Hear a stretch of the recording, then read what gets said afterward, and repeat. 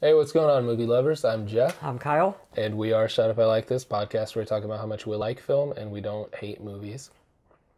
We try not to As anyway. Illustrated today with Hardcore Henry. Yes. Episode 67. Every week we get higher and higher. Weird how that works. Hardcore Henry. That's how numbers work. How numbers Jeff. work. So this was released in 2015. Critic score is 50%, which is a little bit higher than I would have thought, actually. Much higher than I would have thought. I was thinking like 30%, Yeah. maybe. And then the audience score is 54%. So, I think critics maybe because it's unique. yeah. Not a lot of films like this. Not a lot of films try to do an original kind of concept. And This Yeah. one is like, oh, even if you don't like it, it gets points for For trying something being different. original and Yeah. trying to do something new. Yeah, definitely. I think so. And even, like, I have a hard time watching it. I have to look away every couple minutes, just kind of realign a little bit. Yeah, for those not familiar with Hardcore Henry, it's all shot like first-person perspective from kind of like a video game. Yeah, where exactly. you see his arms out forward and like the camera looks down and you see legs and stuff and Yep. It gets a little hard to watch. you got motion sickness, you might have to Yeah. pause it and look away for a little bit. Yeah, that's during the movie. Every couple, I just look at the stairs. Okay, Yeah, let's watch this yeah. again. But if you, But it wasn't that bad, I didn't think. No, I personally have strains my eyes. Yeah, I personally have more of a problem with 3D films. And, really? And yeah, like bad 3D conversions make me way more sick than anything in Hardcore Henry ever did. Interesting. Yeah. Just like the depth. The depth of it, because like the bad converted 3D movies, they pick things that shouldn't be in 3D to Right. bump out in front of you. And so sometimes, I forget what movie it was that I was watching, but there was like a rock formation that they put out in front of the character. So you got like the character standing back here with like a rock formation and the camera panned down. And it just looked, That's weird. it made my eyes just go just like cross-eyed. That's odd. Yeah. I don't like that. But when movies do it good, Yeah. it's really like Aquaman, I thought was a really good 3D film. Prometheus. We've talked about it before, but what I think is getting the 3D field into the screen, not out of the screen. I think when you Right. add depth behind the characters, that's when it's like, okay, yeah, it looks like I'm looking down into something. When it's coming out at me, it's just doesn't. It's not very impressive to me. It's very few instances that works. Yeah. Like Captain America's shield, like Yeah. bouncing up across, like coming at you is always really pretty cool and Yeah. 3D and stuff. But that's for like a very 1-point action shot. Yeah, Like that it works. you don't hold on it. Exactly, yeah. On a rock formation, that seems ridiculous. I forget what movie that was. It was some big budget action film. That just seems silly. So, before we get into Hardcore Henry, we have stickers. Got one on the thingy right there, and I got some for the indie gamer. These are cool stuff. So if you want a sticker, I think just share this video, and then on Facebook, Twitter, wherever you're at. Instagram. We're not on Instagram, but but you could probably you share could. it if you wanted to. Yeah. So share this video, and then next week we'll pick a winner. We'll send you a sticker, and then we'll maybe send you like a what are they called? Little not bobblehead thing, but Yeah, a Jeff and Kyle bobblehead. We got our own Funko Pop. Funko Pop. There you coming go. soon. You're making fun of me, but you said what it was. Yeah. So yeah, send you a sticker, maybe like a Funko Pop or something. So just share the video. Do you still have that box You'll of be them? entered to win. I got a whole bunch of them. Yeah. I usually pick up Comic-Con one. Yeah, well, like our mystery box is from Comic-Con. It's like $70 and it's filled with Funko Pops. Yeah. And it's like a mystery, get whoever. And then every year I go, I get one for this. And then that way I can give out a Funko Pop. Are they canceling the one that was close to us? The Comic-Con, the one that Jason Momoa was supposed to be at. But... Oh, no, not the Comic-Con one, but we went to a fan fusion last year, and they're canceling that one after a year. Yeah, that's too bad. Yeah, that's kind of a bummer. I saw Darth Maul and stuff there, so All those events are a lot of fun. yeah. I went to the weirdest one I ever went to was a combination. It was in Minnesota, and it was like meet and greets a Minnesota Vikings legends / comic book show. That's weird. Yeah. It was good fun though. So yeah, just share the video. You'll be entered to win. They're cool stickers. Back, yeah, I got one on this. Yeah. Right there. Back to Hardcore Henry. Hardcore Henry. Run through the cast.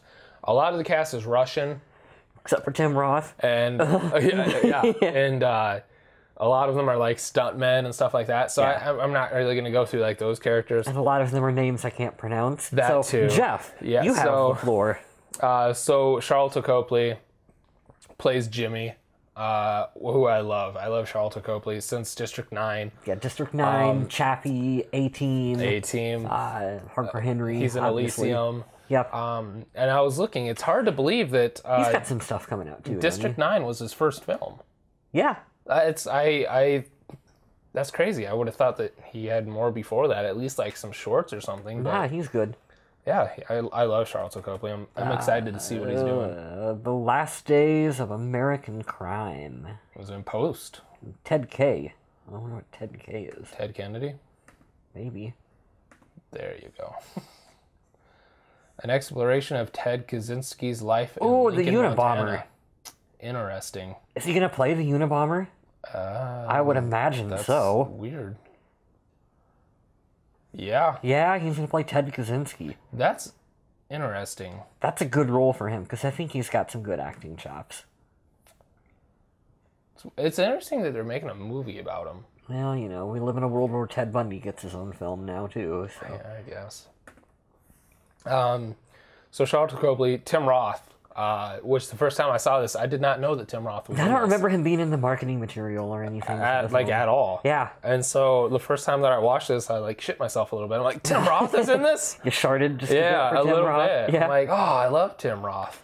yeah, me too. He's in I'm it very briefly though. I'm a supporter of Tim Roth. I think that he needs to be in Love Tim Roth. more films. Like Reservoir Dogs, it's weird seeing him as like a young kid like my age, I know he's so young. and now he's like, When was Reservoir Dogs? 92. yeah, Yeah.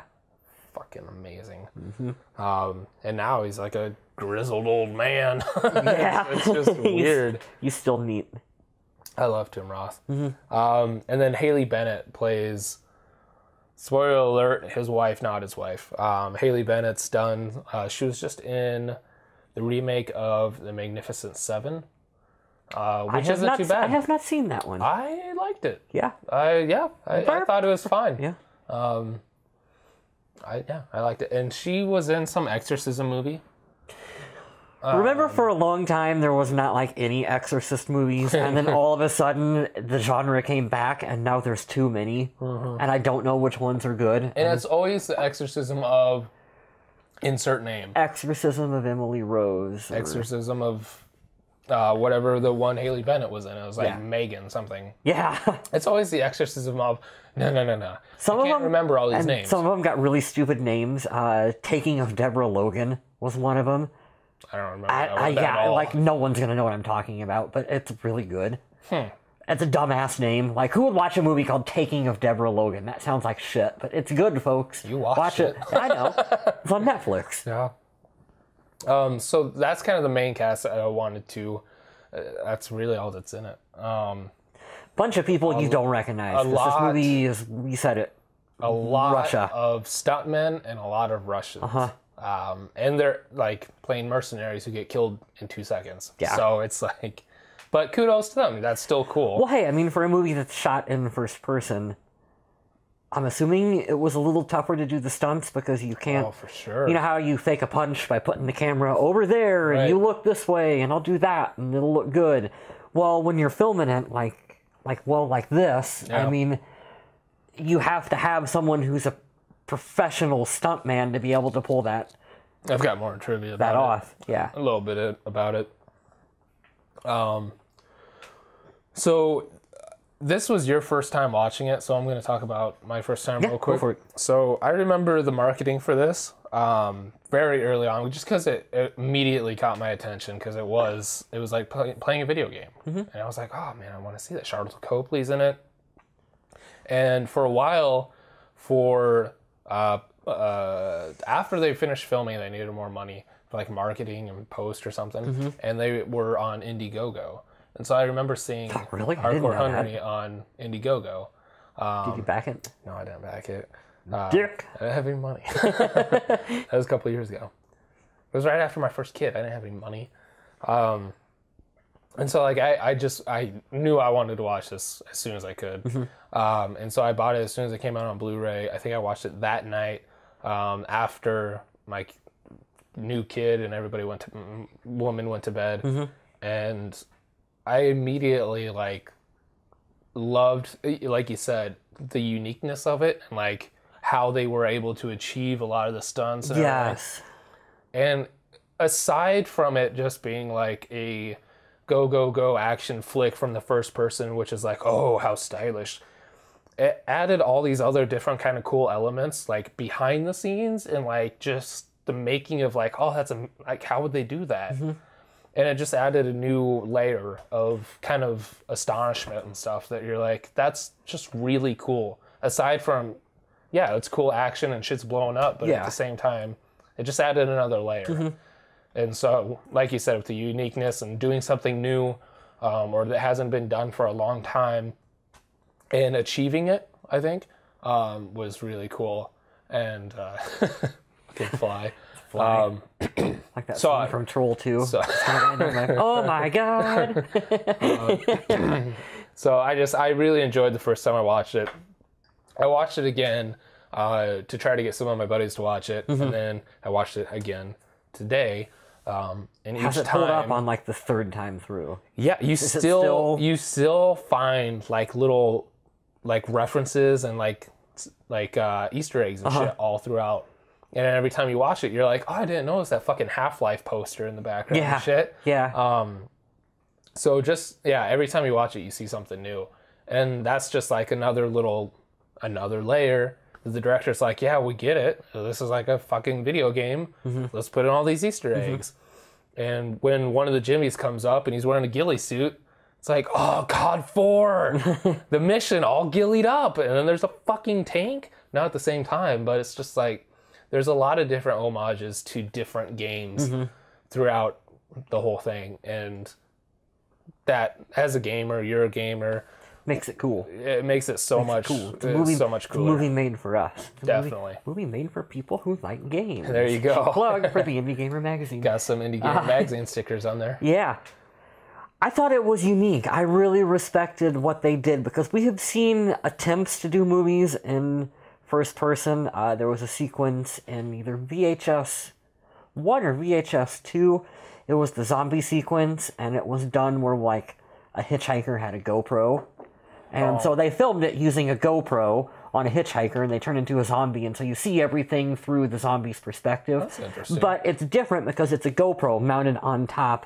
Yeah. Like, they don't try to hide the fact that it's a GoPro mounted on top of a helmet. So it looks, you're above all of the action in VHS 2. We've seen other shorter sequences in, like, RoboCop that we talked about in our 5-minute takes. You see it through the first person, but it's very... There was another film that we've talked about that did it. what was that? Doom. Doom. Yeah, Doom. Yeah, I wanted to bring that up too. So Doom has the first person sequence. I still think that one... I love that. That one's like the bar. That's the like bar for awesome. it. But those are very, with the exception of Doom, are very kind of like static. We mount, like in RoboCop. Like it's a mounted camera. We're interacting with the camera in this one shot, and then it switches out of that pretty quick. So I really respected this film for trying to tell an entire movie in first person and make it look like it's You're actually here, not here. Yes, you're actually at eye level instead of like a GoPro or... Doom, I think Doom did that really well too, where it's eye level. And kind of skipping ahead to trivia, but it pertains to this. Instead of, because they did use GoPro cameras, the whole thing's filmed with GoPro. I kind of wondered, I imagined that would be, well, that's how I would do it. Yeah, exactly. But instead of doing the helmet, one of the, I don't want to say the set costumer or something, but somebody in the production company of the film created this special mask where the GoPro was mounted right here. Right. Yeah, almost exactly like right. It was boom right on the face, and so whoever was playing Henry, there's like a bunch of people who played Henry. I'll get into that in trivia, but yeah, they made a special mask to hold the GoPro. That's nice. So, and that would be difficult for the actor to have. Oh, definitely. Have a camera mounted like right here. Yeah, you really got to know your beats and what you're doing stunt wise. Yeah. Your vision is that impaired with Yeah, with a definitely. camera. But the way, it's definitely. I don't know. I haven't seen VHS, but You should. You'd like it. it's on my list. Yeah. The zombie sequence is really cool because they're like biking through the woods or whatever. They get like a zombie whatever and infects one of them, and you see it unfold. And then at the like midway through the short, the person with the camera turns into a zombie, and then for the rest of it, you just see them shambling around through the woods with the GoPro on, attacking other people and shit. Interesting. It's really cool. It's a fun take on it. There's while we're talking about kind of the subject, there was a short that was going around Facebook probably a year or two ago, and it was kind of like a Resident Evil Dying Light kind of thing, where the GoPros were on like this small team of cops, and they went through this huge, big building and everything, but then they started getting chased by zombies. It was like in the moment, like they were turning around shooting zombies and running. Oh yeah. And it was like a mix of like Resident Evil and parkour and shit. And that was going around. I think it was probably like 10 minutes long, but it was all filmed like that. I was like, that's just really cool and imaginative. I don't think when they came out with GoPros that they thought that they would end up being like a really cool indie filmmaker technique. Right. Like I don't know, like what was GoPros are for what? You film your vacation shit to put on Facebook for your friends. Right. And it's really turned into like a form of indie filmmaking. Indie filmmakers grab a hold of these because they're high quality cameras that you can do all kinds of cool shit with, and that's what they turned into. And they're small, lightweight, and fuck, you can go to Target. Relatively cheap. You can go to Target with a credit card, and you can For what? A couple hundred bucks? $100 Maybe. and, yeah, get yourself a GoPro set up. Because I think it's like phones. Like they have all sorts of different levels. Oh yeah. Yep. So you could probably get a GoPro for like $100. It may not be like 4K HD, blah blah blah blah blah, but it'll do what you need it to do. We should get some GoPros. We should. Yeah, just to play around with. It'd just be fun. Completely forgot what we were talking about. We were just starting to talk about Hardcore Henry. Oh, okay, and how it was shot, and you had mentioned different actors. Oh, right. And how they had mounted the camera Okay. set up and stuff on him. So real quick, so the director Who directed this? Also wrote it. I want to say Ilya Nashuler. Definitely probably butchering that. Ilya Nashuler. He wrote it. This is his only feature-length film.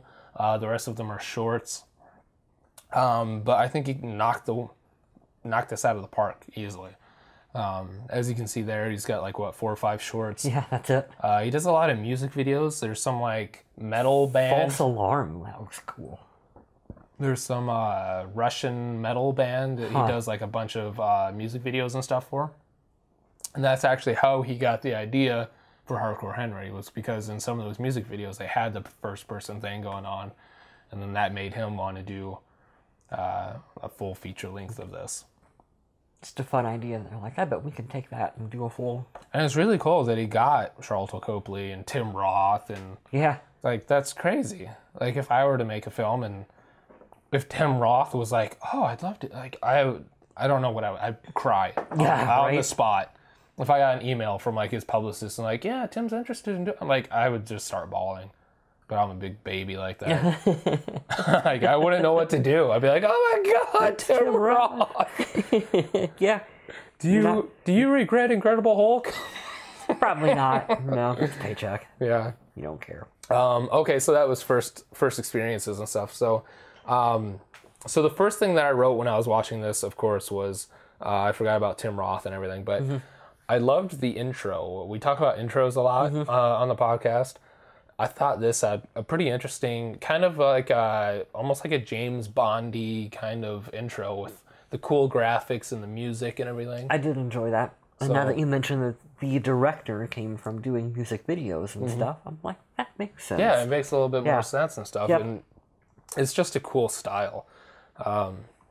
And I also wrote, you mentioned RoboCop. I wrote how it is like RoboCop-esque. Oh, I noticed that right away. Essentially in the beginning. Right away, I'm like, how perfect. We just talked about that sequence in RoboCop, and in our 5-minute takes. Hardcore Henry, they got a scene where they're showing his arm, and he squashes the apple. Same concept as Yeah. what they did in RoboCop. All we needed was Haley Bennett to lean over and go, "You're a bad motherfucker."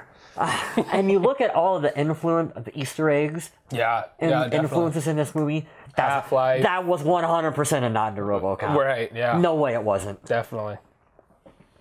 And then as soon as it opens up with the RoboCop and everything, you're immediately thrown into a video game. And I remember I knew it was in the first person perspective. I knew like it was going to be a weird kind of action title and everything. But as soon as it opened, I was like, oh, this like it was completely different than what I thought it was going to be. Almost like I expected like a straightforward action film. Like you wake up and you're Jackie Chan or something, and there'd be dialogue and stuff. Like the movie Crank. Yes. The movie Crank in first person. That's essentially like I thought it was going to be Crank. It's a video game. Yeah. And as soon as like I started watching it the first time, I'm like, oh, I can get into this. I like this even more now. So as soon as it's like, I was just completely not expecting that kind of take on it. The Crank is the perfect example. That's exactly what I thought it was going to be. And then it turned out this kind of like self-referential, joking, over-the-top video game. I was like, this is way better. So what did you think about, because you just watched this for the first time. I just watched it last night for the first time. So when Jimmy keeps showing up, was that a mind fuck? I was like, did I miss something? Are they doing the thing like in From Dusk Till Dawn where they had Cheech play different characters? Right. Because I don't know why From Dusk Till budget. I don't know why From Dusk Till Dawn did that, but it was funny. Low budget. Low budget. No, keep putting Cheech back in the movie. So I wondered if they were doing something like that. I'm like, oh, well, we have him. We're just going to keep bringing him back as different characters, and it'd be like a kind of a tongue-in-cheek kind of thing. I didn't get it. And then when it finally looped back towards the end of the film, where you had like the VR headset. And they were yeah, it looked like PlayStation VR. And he was like jumping in and out of Yeah, which is super cool. the different bodies or whatever you want to call them. Like, oh yeah, that's actually kind of neat. I like that. So did you like that better than what you were expecting? Or I didn't know what I was expecting. Like I didn't quite get it until they explained it, and then I'm like, oh, that makes sense. I'm okay with it now. I don't want to say I didn't like it before. Like I liked it, but I was like, I don't know where they're going. Where is this going? Right. Like, what are they? So I guess were you happy with the payoff? Yes. Yeah. Yes, I was more happy with the payoff than the setup. There you go. Yes. Yeah, I essentially thought the same thing that you did with the low budget and everything. I'm like, well, if I got Charlton Copley, I'm going to fucking use him. I'm not going to have him die in the first 10 minutes. And then he kept coming back, and I just associated with like it's like a video game. It's a whatever. Yeah. Like, I'm not going to take it too seriously because they're not. Remember you brought up Half-Life. Remember in the first Half-Life, all of the scientists are 3 character models Exactly. in the entire Yeah. facility, and they're supposed to be different people, but it's the same character model. You keep running into the same 3 people. Exactly. Yeah, exactly. And then in like Half-Life 2, they condense it down and it is one character, but you go back to the first game, it's really weird. So yeah, you didn't know, or if they were trying to kind of do something like that. Yeah. Especially with the video game feeling to it. But then as soon as like it came to the end and it was like this VR thing that he was controlling all these things with, I was like, Bruce Willis, I surrogates. see where they're going with it. Yeah, exactly. Yeah. So, I don't know. I really enjoyed it because it added to the over the top kind of tongue-in-cheek to the video games kind of thing. And it got to show off a good range of what's his name? I can't say his Charlton name. Copley. Charlton. It got to show off a good range of his acting ability, and he seemed Definitely. to have a lot of fun with it, going from like playing a dude doing cocaine. that was one of my favorite parts. Yeah, I like that guy a lot. To what? The biker. What's some of the other ones? The biker and the hippie military guy, the military Yeah. dude. Yeah. Yeah, definitely. Like, and he's good. He's a he needs to be in more shit. Definitely. That's why I was surprised that District 9 was his first thing. Like, Yeah. that's the first thing I remembered him from, but I'm just a dumb American, and he's from South Africa, so maybe he's been in other Yeah, you shit. assume he's in like 20 foreign films. Yeah, and then it's like, no, that's where he started. And it's like, you just come out that good. Yeah. I was thinking, But he's like a chameleon, because, like, if you were to put me or you in, like, those costumes, like, yeah, it's terrible. It's still Kyle. yeah. But he blends in and out with all of them. And you believe it. He goes from being the biker to the crazy coked up guy, and it's like, are those the same people? It's just Makes crazy. me wonder, was this part wrote for him? Oh. Because there's not too many actors that can pull that off. Okay, so start thinking about this. Like, if you had to replace Charlton Copley, who would you pick? So okay, let's I'll start come- thinking I'll about come that, back and to I'll that. start thinking about that. That's difficult. Yeah, it is, because there's so many parts. And I've got a little bit, I keep referring to trivia, but I've got something in trivia Okay. about him talking about a quote working on this movie and stuff. So, but yeah, how he was a chameleon. And something that I stuck out in my mind was in some of those costumes, it almost looked like Steve Carell. They have a lot of the same facial features and stuff, and I was like, maybe Steve Carell could do that. I don't know, man. Because he does a bunch of the comedy and all this other weird stuff, but then he's done more like of those serious movies like Foxcatcher and stuff. So I don't know. I almost wonder. I don't know. That's interesting. Yeah. Am I crazy, or do they kind of have like A little crazy, but I can see. like similar features? Yeah. I'm not saying they look exactly alike, but like they've got the same kind of nose and. Anyways, whatever. You just gave up on that one pretty quick. I'm done. I'm gonna pause it real fast. We're coming up on half an hour. When we come back, we'll do favorite scenes. Okay. All right, so we're gonna start off with you. You're gonna do your favorite scene. I'm still kind of milking mine. Still thinking yours about it a little Yeah. bit. So go ahead. I thought it was the funniest part of the movie. So there's a really quick setup where it looks like Hardcore Henry is going to ride a horse. And they play this really epic Western sounding music. Magnificent Seven. Yeah, and then he immediately falls off. Right. Yeah. And that's just it. Yeah. And I know that's quick. I know that's a really quick gag, but I laughed. Because in every movie ever, you're conditioned just like, oh, the hero's getting on a horse. Yeah. He immediately knows how to ride a horse. Yep. I don't know how to ride a I horse. don't know how to ride a horse. I Yeah. wouldn't know what to do. And he doesn't, and he just falls off, and it was great. And I love He that. starts fucking walking. Yeah.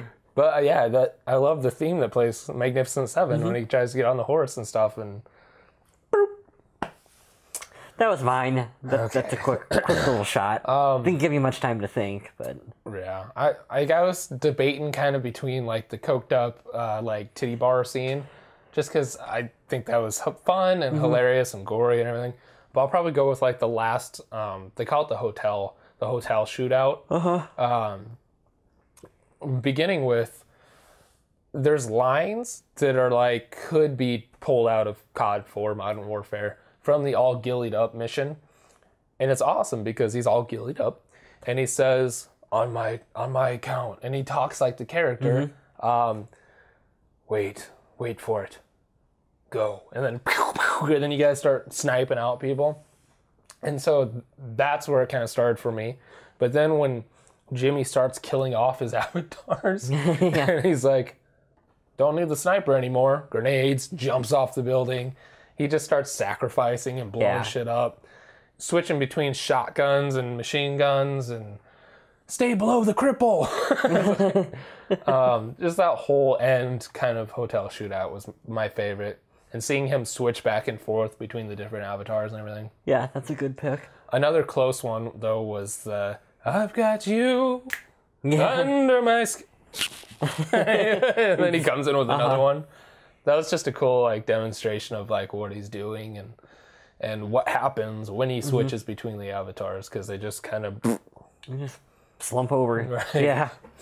I enjoyed a lot of the parkour elements in the film. Oh, yeah. I thought that stuff being shot in the first person was really cool. There's a interesting sequence where he scales was it a hotel or something to get in on one of the upper floors, and I thought that was really neat how it was done visually to see him go from area to area. And there's a lot of other shots.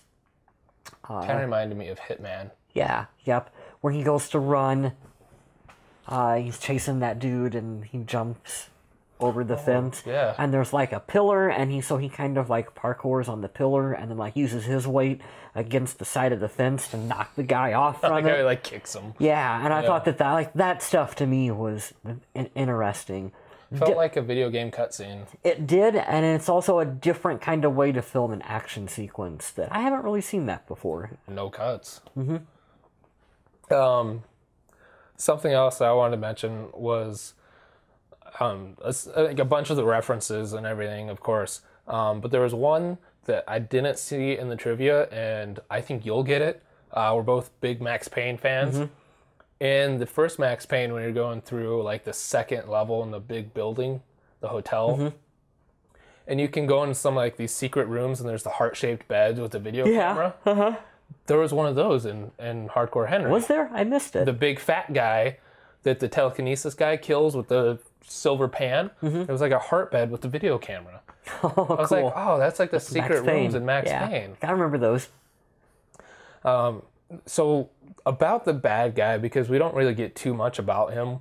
We know he's magically telekinesis and stuff, which works. I don't care. I don't need a backstory and everything. If you're going to buy into bringing dead people back with all this, cyborg shit inside of them, okay, we're already off in fantasy land. Exactly. It's not that much of a stretch to be like, Magneto powers, boom. I get it. It's fine.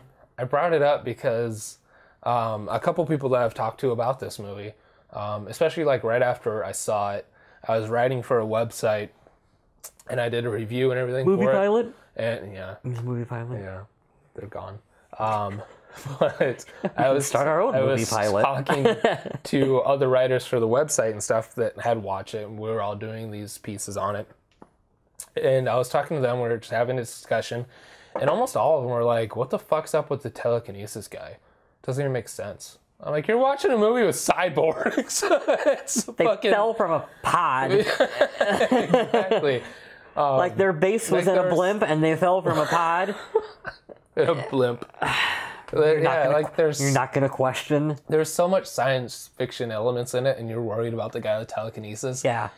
In like a video game referential, like, what do you expect? It's what Kevin Smith talks about all the time too, where he's like, people get worked up where they're like, Superman doesn't have that power. You know, Superman doesn't exist. when they make something up for the films, it's different from the comics. Like, Superman doesn't have that power. Well, Superman's not fucking real. Exactly. None of this is real. Like, what? Why is the telekinesis guy too much? Why is Jesse Eisenberg too much? Yeah. I kept picturing Jesse Eisenberg. Yeah? He looked like BVS Jesse Eisenberg with the hair. A little bit. Maybe that's where he got his performance from. Hardcore Henry. Oh man, Maybe this was released first. Yeah. Yeah. Oh man. I wrote down some quotes I want to mention. A couple of them. That's got to be the gayest jacket I've ever seen. There's a lot. I laughed at that and I was like, did he really say gayest or did he say greatest? Right? I couldn't quite decide. Yeah, there's a lot. Because then he goes out the window and he's like, where'd you get that jacket? there's a ton of like politically incorrect language and stuff in this, and I love it. I love that line. I thought that was really funny. And he's just so like he's just sitting there and he's so serious about it. It's gotta be the gayest jacket I've ever seen. You're half man. Oh, so we were talking about that chase scene when he jumps down. He's getting ready to like slide down this ladder like parachute down or whatever. He turns around and looks at Henry and goes, "You're half machine, half pussy." He just fucking jumps. And it's those like dumb liners and stuff that's like that's straight from a video game. Yeah. That kind of dumb shit happens all the time. You're chasing somebody, they turn around and go, "Bitch," and then jump off a building. Like, that's just how it happens.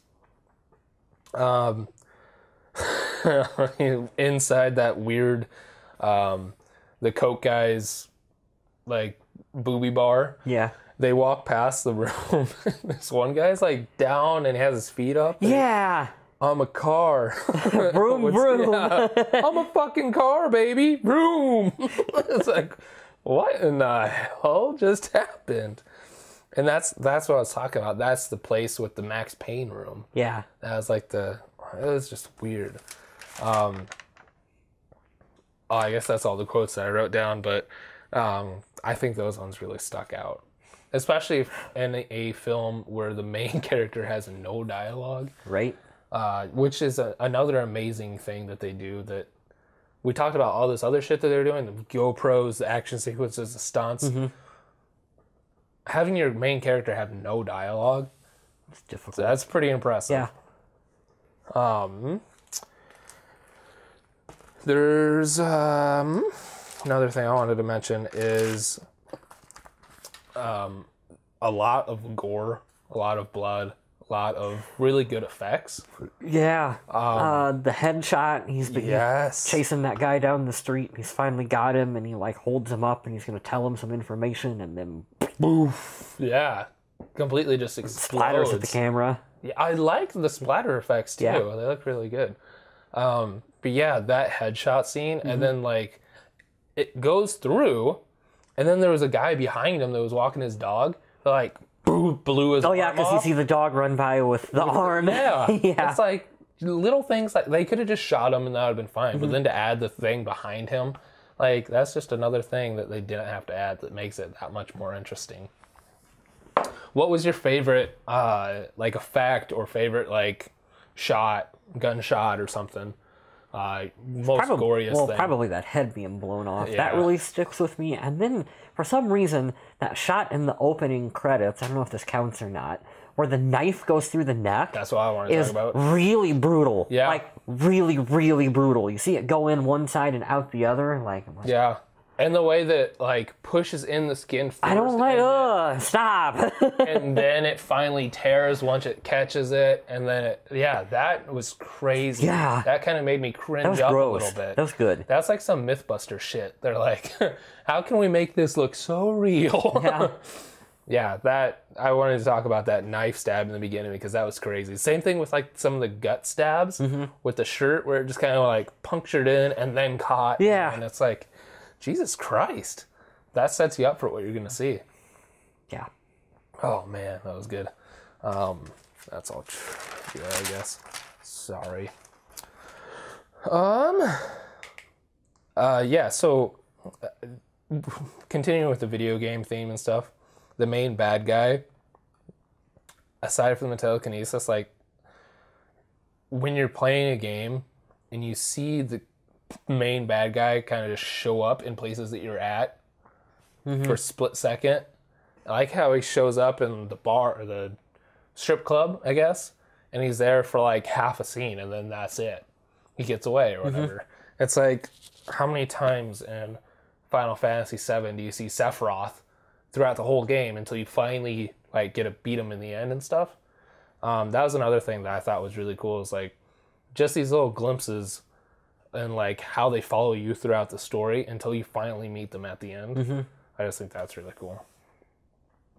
Did you have anything that was like prying at your head that you want to talk about? Yeah, actually. I thought that, again, a lot of really quick shots, but this one, that just so happens to be in front of us, with all of the dead bodies in the freezer at the beginning of the movie, where part of their escape when they're going out to the pods. That was a really creepy, kind of cool little sequence that I enjoyed. Bunch of dead bodies missing their left legs and Just stuff. that room, yeah. Yep. Creepy.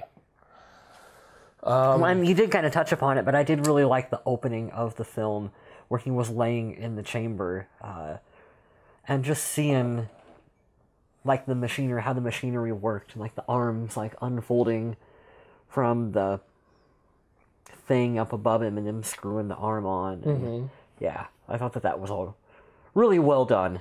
I like how it throws you into it too, in the way that a video game does. It's like, well, like you were talking about the Doom remake. The Doomslayer's laying there, and then somebody flies in. It reminded me a lot of that too. Yep. And then I like in this, like, oh, you're laying there, oh, you're getting a new arm and stuff.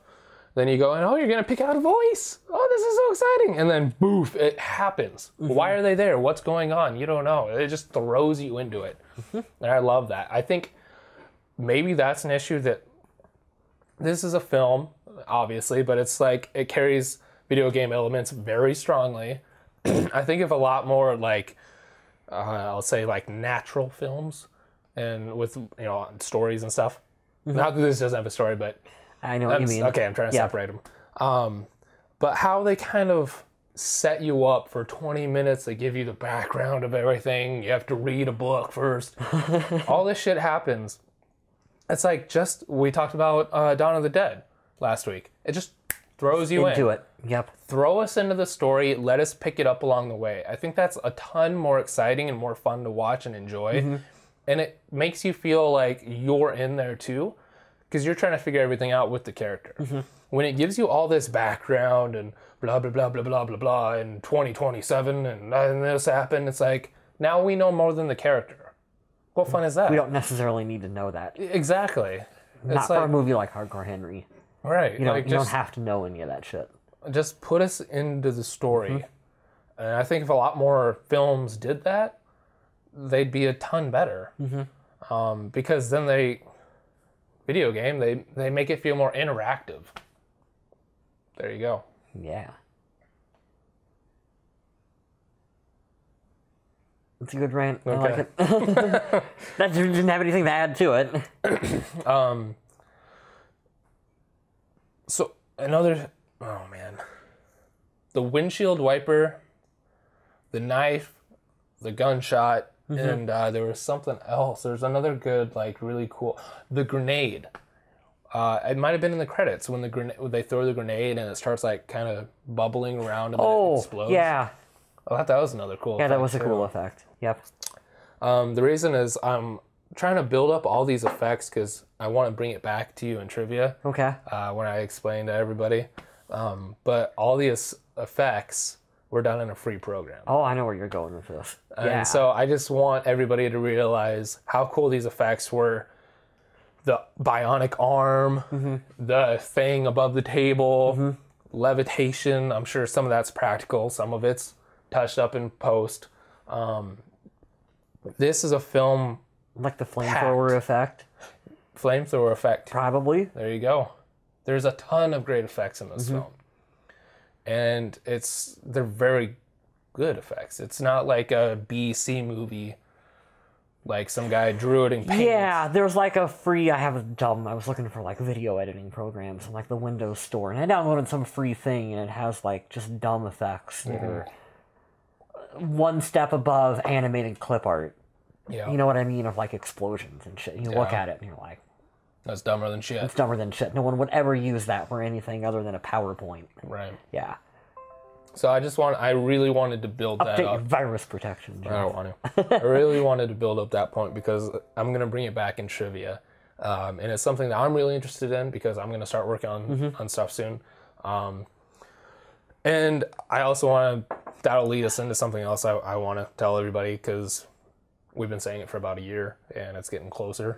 And so we'll get to that. So before we get into trivia and finish up Hardcore Henry, is there any final thoughts? Anything else you want to talk about? Anything we missed? I enjoyed the movie. I think it gets a lot of points for me for just being unique. When we were talking about first-person movies, we forgot the other big one that came out. That was the Birdman movie with Keaton, yeah. Yeah, Michael Keaton. But that one's different because that one's a lot more. It's almost like a play. Yeah, it is. It is a lot more like a play. The movie's brilliant, by the way. Yeah, I don't want to sound like I'm knocking it. The movie's absolutely brilliant. That director went on to do Revenant. There you go. I think this one tried to be more action, which is a lot tougher to do than like a playing kind of thing, like what they did with that one. So And especially when you're mixing in choreography, all these effects, running and everything else. effects, a lot of movement. That I can just imagine trying to film that and how much of a headache that could be. Yeah, about my only criticism I had, he fell over too much. And I probably know from a technical reason why they did a lot of that, and that was to have cuts in the film. Yep. He's supposed to be like badass, Like you go back to like RoboCop is a badass. Like Terminator is a badass. Remember all those times RoboCop fell over? No, you don't. Remember the time he pushed that thing down the stairs? Yeah. Whatever they called it. It fell down the stairs. Ed 209. Yeah, there you go. Yeah. Hardcore Henry fell over a little too much in this movie. Like, I felt like I could walk up to him and just gently nudge him and he would, like, tumble over backwards. Well, it's not all RoboCop. Well, I know, but... He's like half human. With just a bunch of bio... I'm just saying. Yeah, I know. Inspector Gadget here fell over quite a bit. He is kind of like Inspector Gadget. Inspector Gadget, yeah. Yeah, a little bit. That's funny. It's the first person Inspector Gadget film. Maybe, I don't know. Could be. I think we're due for like a good Inspector Gadget film, live action film. I kind of like the Matthew Broderick one. But I know what childhood. you, yeah, I know what you mean. Like an actual, it'd be a cool like we've talked about Dick Tracy, we've talked about Batman, like a cool actual like detective, like a silly goofy detective kind of thing, but like good effects, good story, good plot. I think that could be interesting. Christopher Completely Nolan. off topic. Christopher Nolan. Inspector, yes, there you go. Yeah, Tom Hardy. It'd just be called Gadget. Exactly. Tom Hardy is Gadget. They'd have to find a way to put some kind of mask on him. Oh, of course. That's like a requirement for every Tom Hardy film. You just use a scarf. Yeah, yeah. There tucked in you his go. trench coat. The trench coat comes And have up. his hat down real low. Uh-huh. There you go. Gadget coming soon from Christopher Nolan. In a world. Oh, Ben Affleck is free. He can be our Inspector Gadget. I don't want to talk about that. Makes me sad. You were right. That other rumor was a rumor Yeah. about Batman, Armie Hammer. I was excited. I want him. Yeah. Well. Oh well. Let's do some trivia, Jeff. Oh, excuse me. Let's do some trivia. Henry was played by 10 different stuntmen and cameramen, including the director. Cool. At the very end on the rooftop, when you see Henry and like the blade of, that's the director. Nice. Charlton Copley called this film the most challenging of his career. I can see why. Like we talked about earlier, like switching between all those different characters. And it felt like he was those different characters. It never felt like, oh, that's Charlton Copley in like a costume. Yeah. Like it always like felt different. I mentioned this earlier. Crowdfunding was used for additional funds during post-production. The director has an outline for a sequel, and Charlton Copley is open. Cool. So there could be a possible sequel to Hardcore Henry, bringing back the director and Charlton. So that sounds Crowdfund it. awesome. Yeah, put it on Indiegogo. Yep. I'll do it this time. This is the director's feature film debut. He's mostly done music videos, shorts, stuff like that. During the chase, one of the chase scenes, there's an escalator and he slides down. Yeah, that was a good. He knocks over that woman. Uh-huh. Not planned. Uh-huh. The escalator lady missed her mark and wasn't supposed to be knocked over, but she popped right up. He helped her up, and I'm glad they kept it in the used film it, because I yeah. like that part. it was very authentic. Like, Yeah. there's no way you're just going to slide down the middle and not knock anybody Right. over. So, and we also talked about there's not much known about our... Where's that fly coming from? I don't know. Where our main villain got his powers from. He's telekinetic. We don't know anything. Apparently, there's a comic prequel to this film. So we might have to check that out. See where maybe it mentions he got his powers or learn more about that world. Probably the company that made Hardcore Henry does other things. that was my rationale when watching the movie. Like, oh, well, if they can make this guy, they probably have done other experiments and shit. I'd rather be telekinetic. Yeah, me too. A super soldier with fake arm. Yeah, you gotta worry about your power supply and shit all the Yeah, time. that'd suck. Yeah. Grab that contraption.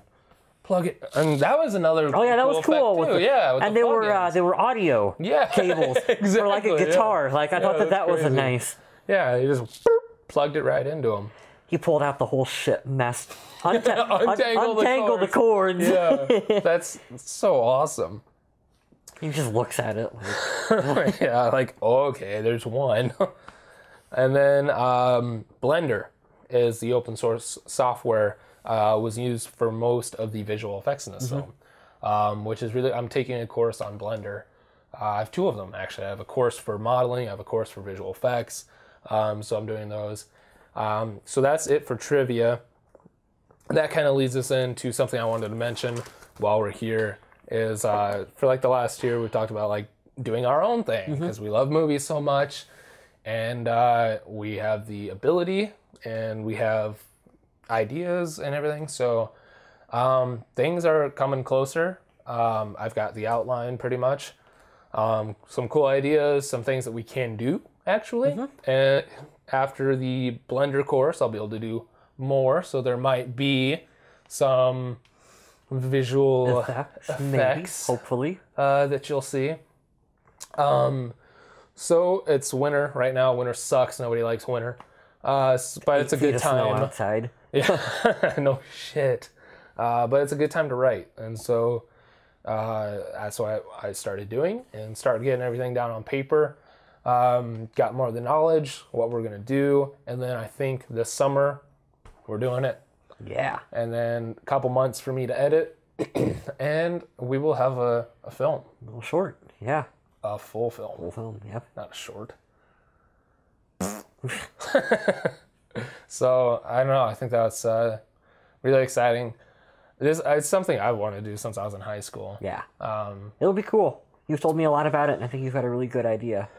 And A doable doable one, too, Yeah. which is important. So it combines both of them. Yep. And kind of the reason I started the podcast Yeah. is kind of get my willpower, keep doing something.